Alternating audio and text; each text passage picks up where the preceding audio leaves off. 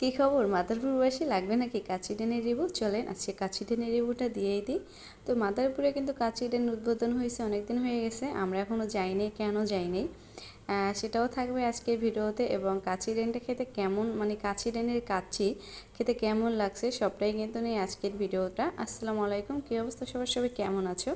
আলহামদুলিল্লাহ আমরা খুব ভালো আছি। চলে আসলাম আজকে আবার নতুন আর একটা ভিডিও নিয়ে, মানে লং ভিডিও, অনেক দিন পরে।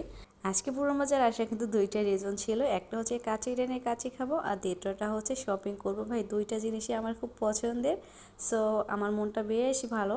যাই হোক, আমার কাছে প্রথমত মনে হয়েছে যে কাচি ডাইনটা যদি মাদারপুর পুরান বাজার না হয় অন্য কোথাও হইতো তাহলে বেটার হইতো, কারণ সবসময় পুরান বাজার দেখা যায় একটা জ্যাম লেগেই থাকে। সো আই থিঙ্ক অন্য জায়গায় হলে বেটার হতো। যাই হোক, তো শপিং করা শেষ, এবার আমরা চলে যাচ্ছি কাচি ডেনের কাচি খাওয়ার জন্য। তো প্রথমে আসি কেন আমরা এতদিন আসি নাই।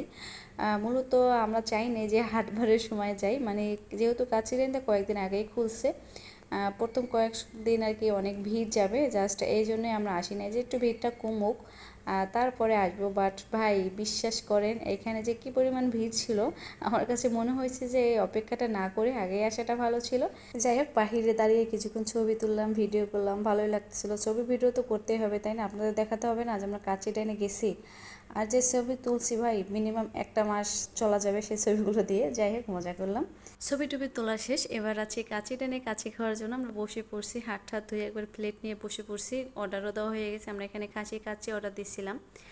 তো অনেকক্ষণ ধরে যারি অপেক্ষা করতেছিল, বলতেছিল কখন কাচিটা আসবে। প্রায় 20-25 মিনিট আমরা বসেছিলাম।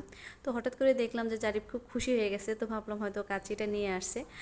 তো কারণটা একদম ভিন্ন ছিল। আমি যখনই ক্যামেরাটা ঘুরাইলাম অন্যদিকে, দেখলাম যে এখানে একটা ভাইয়া 3টা প্লেটে করে কাচি নিয়ে আসছিল। তো একটা কাচির আলু পড়ে গেছে, জাস্ট ওইটা দেখে জারি ফেসে দিচ্ছে, মানে খুব খুশি হয়ে গেছে। এটা একটা ভাইরাল টপিক, ওনাকে টিকটকে দেখছে।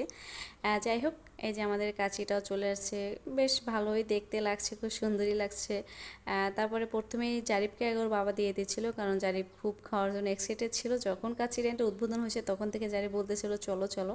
আমরা একটু বুঝিয়ে বুঝিয়ে রাখছি যে কয়েকদিন পরে যাই, এখন তো অনেক ভিড় হবে। যাই হোক, জারিফ কিন্তু প্রথমে মুখে দিয়ে বলতেছিল যে বিরিয়ানিটা অনেক মজার হয়েছে। আসলে জারিফের কাছে মজা লাগবে, এটাই স্বাভাবিক। কারণ হচ্ছে কি, আসলে ও নামের হলেই হয়, যে যদি শোনে যে মাংস রান্না হয়েছে সেটা স্বাদ কেমন হলো ওইটা ওর কাছে কোনো ম্যাটার করে না, ওইটাই ওর কাছে ভালো লাগবে। তেমন বিরিয়ানিটাও মানে নাম হলেই হবে।